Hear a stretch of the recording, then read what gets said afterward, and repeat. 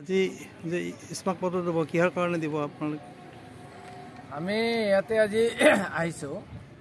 আমাৰ এই আলু খেতিয়ক আছে মন্দিয়াত, যথেষ্ট পৰিমাণৰ আলু উৎপাদন। আমাৰ অসমৰ মানে যিমান আলুৰ প্ৰয়োজন বছৰত তাৰ 3 মাহৰ যোগান ধৰে মন্দি অঞ্চলৰ পৰা আলুৰ।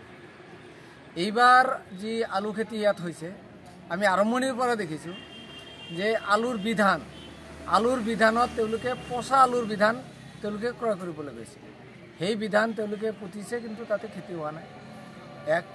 2 নম্বৰ যে আলুৰ মানে খেতি কৰিবলৈ যেতিয়া গৈছে তেতিয়া দেখা গৈছে আমাৰ বজাৰত 1 নম্বৰ যে আলুৰ বিধানৰ দাম বেছি, অন্যান্য বাৰতকৈ এইবাৰ মানে 3 গুণ দাম বেছি।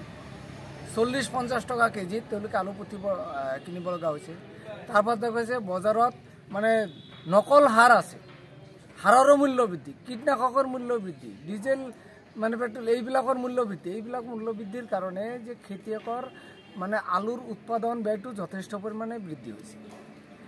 আৰু এই যথেষ্ট পৰিমাণে ব্যয় বৃদ্ধি হোৱাৰ পাছত দেখা গৈছে যে ইয়াৰ যিসকল আলু উৎপাদক আছে তেওঁলোকৰ উৎপাদন ব্যয়টো ইমান হৈছে যে বিঘাই প্ৰতি 50,000 ক্ৰছ কৰিছে, 52,000লৈকে তেওঁলোকৰ খৰচ হৈছে। কিন্তু যি আলু উৎপাদন হয় সেই আলু উৎপাদন দেখা গৈছে তেওঁলোকে মানে 42 বা 43,000 টকা পায়, তাৰ ওপৰত নাপায়। এই ধৰণৰ এটা পজিশ্যন হৈছে। মূল কাৰণটো হৈছে যে আলুৰ উৎপাদন ব্যয়টো বাঢ়িছে। ইয়াতে আমাৰ চৰকাৰ বা প্ৰশাসন কৃষি বিভাগটো নিশ্চুপ হৈ আছে,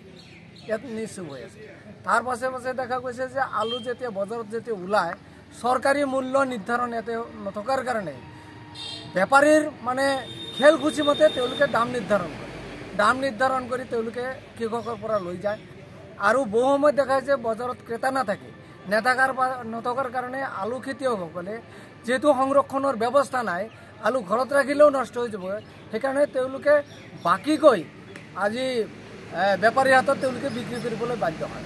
আৰু এই বেপাৰীবিলাকে এই গৰীব যিসকল কৃষক আছে, মাটি ভাড়াত লৈ যিসকলে খেতি কৰিছে তেওঁলোকৰ যিটো নগদ ধন লাগে তেওঁলোকে ঋণগ্ৰস্ত হৈছে। মহাজনী ঋণ আছে তেওঁলোকৰ, সেই ঋণ পৰিশোধ কৰাৰ কাৰণে তেওঁলোকে কম মূল্যত হ'লেও বিক্ৰী কৰে।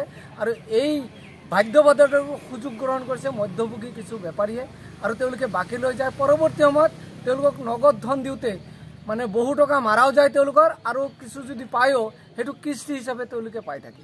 সেইকাৰণে আমি নিখিল ভাৰত কৃষক সভাৰ বৰপেটা জিলা কমিটিয়ে আজি আমি আমাৰ মন্দিয়া চক্ৰ বিষয়ৰ জৰিয়তে অসমৰ মাননীয় মুখ্যমন্ত্ৰীলৈকে আমি দাবী পত্ৰ প্ৰেৰণ কৰিম যে আমাৰ মন্দিয়া অঞ্চলত ইয়াতে কৃষকসকলক ৰক্ষা কৰাৰ কাৰণে ইয়াতে প্ৰথমতে এটা হিমঘৰ স্থাপন কৰা, আলু যাতে তেওঁলোকে সংৰক্ষণ কৰে, তেওঁলোকে যাতে বজাৰৰ মানে লক্ষ্য কৰি যাতে পৰৱৰ্তীত 1-2 মাহ পাছত যাতে বিক্ৰী কৰিব পাৰে তাৰ সুবিধাটো পাব লাগে।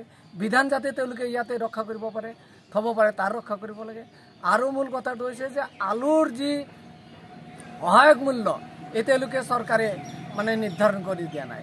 আজি ইয়াতে বজাৰত বিক্ৰী হৈ আছে 9 টকাত, কিন্তু তেওঁলোকৰ খৰচ হৈছে 1300-1400 টকা তেওঁলোকৰ কুইণ্টেলত খৰচ হৈছে। গতিকে আমি কৃষকসকলৰ পৰা দাবী উত্থাপন কৰিছোঁ যে আমাৰ এই অঞ্চলত হিমঘৰৰ স্থাপনৰ লগে লগে আলুৰ বিক্ৰী মূল্য নিম্নতম 1500 টকা ধাৰ্য কৰক। এই দাবী, এই ধৰণৰ 3টা দাবী লৈ আজি আমি এই চক্ৰ বিষয়ৰ জৰিয়তে অসমৰ মাননীয় মুখ্যমন্ত্ৰীলৈ আমি স্মাৰক পত্ৰ প্ৰেৰণ কৰিম। আমি আশা ৰাখিম মুখ্যমন্ত্ৰীয়ে যাতে কৃষকৰ এই যি দাবী, ন্যায্য দাবী, এই দাবীৰ প্ৰতি পূৰ্ণ সঁহাৰি দিয়ে। এই আবেদন আমি ৰাজহুৱাভাৱে আমি প্ৰচাৰ মাধ্যমৰ জৰিয়তে আমিও দাবী উত্থাপন কৰিম।